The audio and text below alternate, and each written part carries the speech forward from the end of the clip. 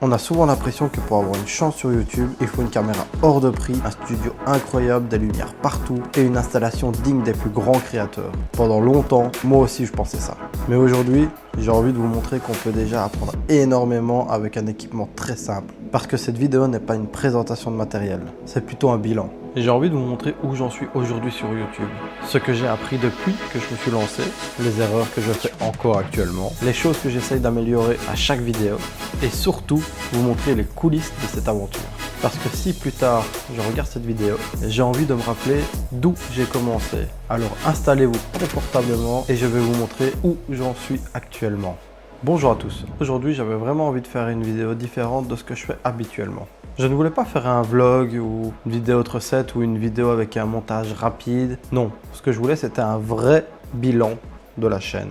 Parce que depuis que j'ai commencé YouTube, j'apprends énormément de choses, mais je prends rarement le temps de poser tout ça à plat. Je me suis dit que ça pouvait être marrant de vous montrer l'envers du décor. Comment je travaille, comment je filme, comment je monte et surtout comment j'évolue au fil des vidéos. Alors oui, je ne suis pas un expert, je suis plutôt un autodidacte qui apprend en faisant. Je teste des choses, je me trompe, je recommence et j'essaye simplement de m'améliorer à chaque nouvelle vidéo. Et ça, c'est exactement ce que j'ai envie de partager sur cette chaîne avec vous. Cette chaîne pour moi, ce n'est pas juste une suite de vidéos sans cohérence ou autre. Je vois ça plutôt comme un journal de bord.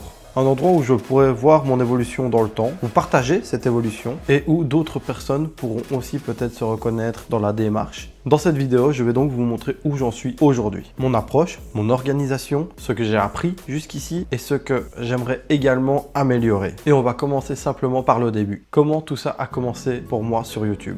Quand j'ai commencé YouTube, je n'avais aucune méthode. Je faisais ça de manière très simple et instinctive. Je filmais avec mon téléphone, en posant mon téléphone un peu partout, sans vraiment réfléchir au cadrage, à la lumière ou même au son. Au début, je ne comprenais même pas tout ce qu'il y avait à prendre en compte pour faire une vidéo agréable à regarder. Je pensais que le plus important, c'était juste l'idée. Mais très vite, je me suis rendu compte que ce n'était pas aussi simple que ça. Petit à petit, j'ai commencé à m'intéresser à tout ce qui tourne autour de la création de contenu. Comment raconter une histoire, comment garder l'attention, comment rendre une vidéo plus fluide, grossièrement comment faire en sorte qu'une vidéo ne soit pas juste passable à regarder, mais agréable à regarder. Et j'ai surtout compris un truc important, c'est que j'apprends en faisant. Je ne me considère pas du tout comme un expert ou même quelqu'un avec un petit niveau. Non, je suis vraiment au début de l'apprentissage. Mais chaque vidéo me fait progresser un peu plus et même si ça prend du temps, je sens quand même une évolution par rapport à mes premières vidéos. Aujourd'hui, mon objectif n'est pas d'être parfait, c'est simplement de continuer à progresser et de construire quelque chose qui me ressemble. Et c'est exactement ce que je fais depuis le début de cette chaîne, j'essaye d'être le plus authentique possible. Aujourd'hui, je tourne avec un matériel assez simple. Je n'ai pas de setup professionnel à plusieurs milliers d'euros ou autre, c'est pas l'objectif. J'essaye surtout de faire avec ce que j'ai et d'en tirer le meilleur. Concrètement, je filme avec un iPhone 15 actuellement et depuis le début. J'ai également un stabilisateur DJI Osmo Mobile 8P, c'est le dernier modèle qui est sorti. C'était la seule et première folie que j'ai fait pour cette chaîne. Ça m'aide plutôt bien à avoir des images plus fluides quand je filme en mouvement. Pour le son, j'utilise un DJI Mic Mini 2. C'était fourni avec le pack créateur combo quand j'ai acheté le stabilisateur. Et honnêtement, ça change déjà beaucoup la qualité perçue dans la vidéo. J'ai également deux petites lampes spot LED quand je filme en intérieur. Et enfin, j'ai un trépied que j'ai acheté 15 € chez Action qui me permet de poser mon téléphone quand je fais des face caméra comme maintenant. Ça me permet d'avoir une image stable qui ne bouge pas de prise de tête, je le dépose, j'appuie sur play, c'est tout.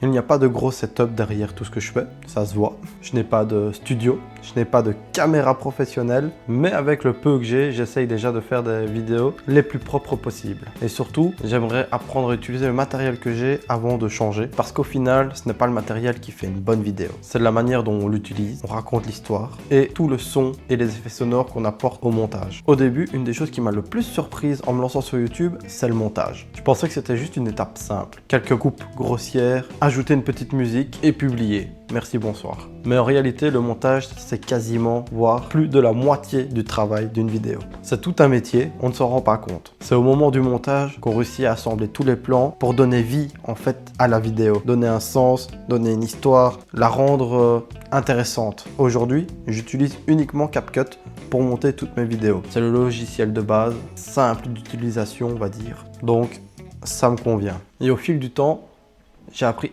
énormément de choses, l'air de rien. Comment rythmer une séquence, comment utiliser des zooms ou des accélérations pour rythmer un petit peu les séquences, comment ajouter des sous-titres, même si je ne le fais pas spécialement dans mes vidéos, mais je sais comment le faire. J'ai appris aussi à utiliser les effets sonores et actuellement, je travaille un petit peu sur le storytelling.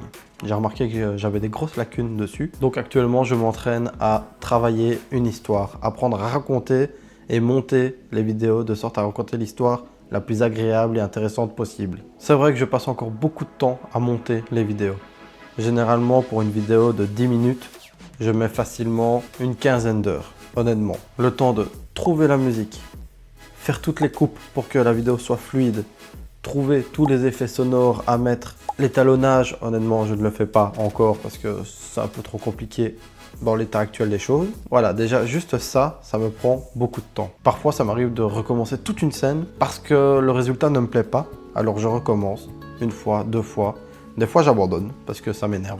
Mais malgré les difficultés, même si c'est long, honnêtement, je commence à prendre du plaisir à monter les vidéos et surtout les publier. Alors oui, j'ai cette sensation d'apprendre quelque chose à chaque vidéo que je monte et cette satisfaction de la publier en me disant c'est moi qui l'ai faite. Et aujourd'hui, c'est clairement une des parties sur YouTube où je sens que je progresse le plus, c'est le montage. Évidemment, tout n'est pas parfait. Je pense que c'est important de le dire. Il y a encore beaucoup de choses que je dois améliorer. Parfois, je me rends compte que le cadrage n'est pas idéal après avoir filmé un certain temps.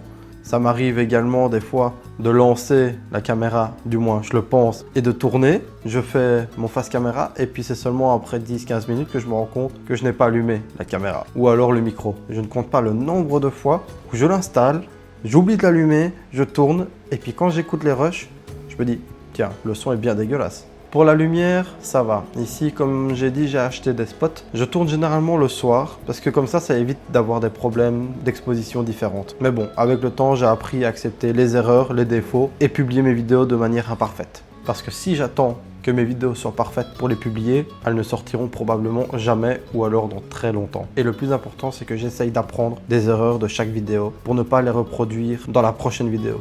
Du moins, c'est ce que j'essaye. Aujourd'hui, cette chaîne n'est pas bien grande, mais c'est pas vraiment ce qui me motive actuellement. Ce qui me motive, c'est de progresser dans la qualité des vidéos, de voir l'évolution qu'il y a eu entre mes premières vidéos et celles que je tourne actuellement. On est plus ou moins 1 mois et demi après le début de la chaîne. Pour la suite, je n'ai pas vraiment d'objectif de perfection. J'ai plus pour objectif d'apprendre progressivement à faire des vidéos. J'aimerais améliorer mon storytelling. Comme j'ai dit, j'ai des grosses lacunes là-dessus. Mon montage, être un peu plus efficace, plus rapide et améliorer la qualité forcément. Ma manière de filmer, j'aimerais bien aussi apprendre de nouvelles façons de filmer. Du coup, j'aimerais que chaque vidéo soit de meilleure qualité que la précédente. Et si je devais résumer cette chaîne en une phrase, ce serait sûrement un truc du genre c'est un endroit où je documente mon évolution. Qui sait, peut-être qu'un jour cette vidéo fera partie des débuts d'une grande histoire. En tout cas, merci d'avoir regardé cette vidéo jusqu'au bout. Un grand merci à ceux qui suivent déjà cette aventure et on se retrouve très vite pour une prochaine vidéo.